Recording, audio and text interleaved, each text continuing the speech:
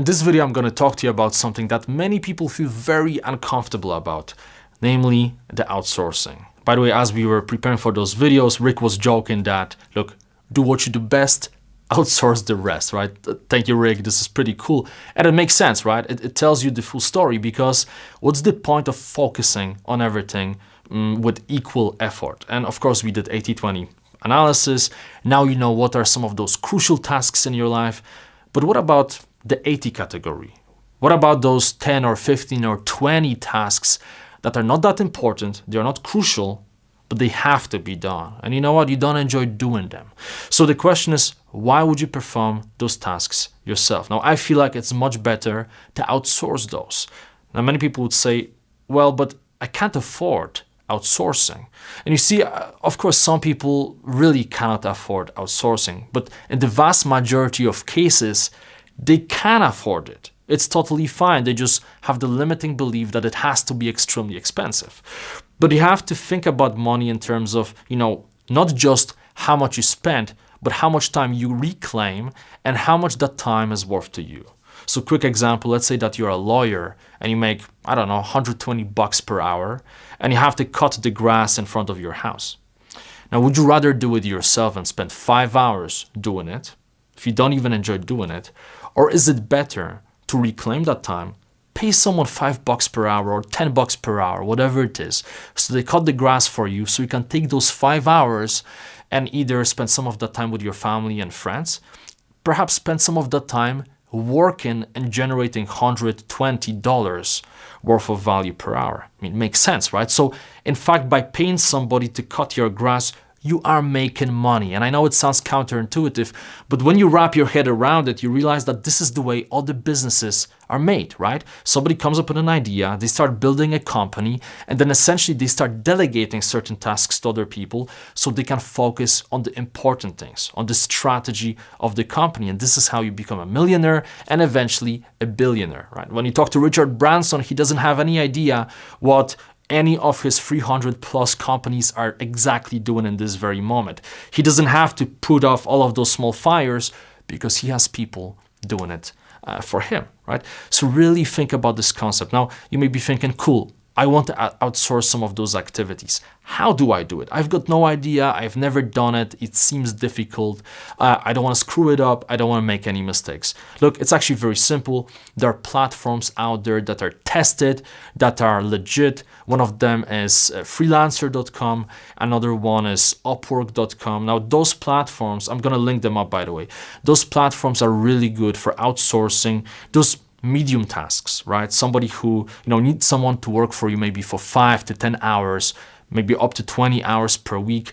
Those platforms are amazing because you can see the references people have, you can see the reviews, you can see sometimes test scores for different skills they need to have. So everything is legit. Plus, when you pay the money, then Upwork or Freelancer, they hold the money in escrow. So it's not like, you find someone on Craigslist and you pay them the money and then they run off, right? To the sunset, you never see them again.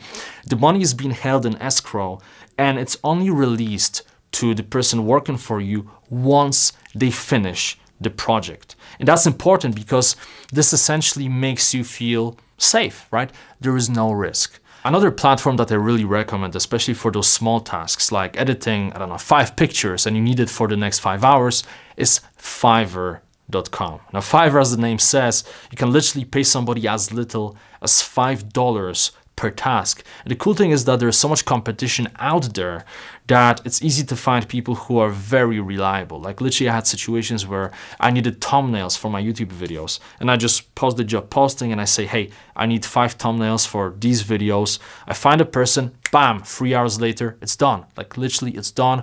I can upload them to my YouTube. Now, if I had to do it myself, I'm not a graphic designer. I could probably mess around in Canvas a little bit, but it would take a lot of my time and my time is worth way more than, just $5 per hour. So it's better for me to outsource that. So that's another thing. Okay, so now you may be thinking, cool, I get it. I want to outsource some of the activities I normally have to perform.